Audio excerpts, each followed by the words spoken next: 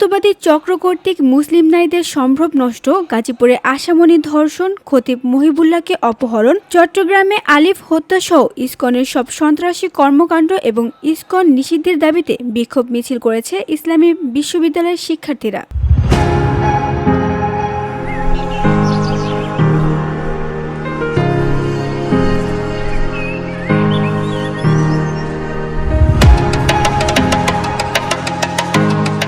শুক্রবার জুম্মার নামাজের পর বিশ্ববিদ্যালয়ের কেন্দ্রীয় মসজিদ থেকে একটি মিছিল বের হয়। এ সময় তাদের বিভিন্ন স্লোগান দিতে দেখা যায়।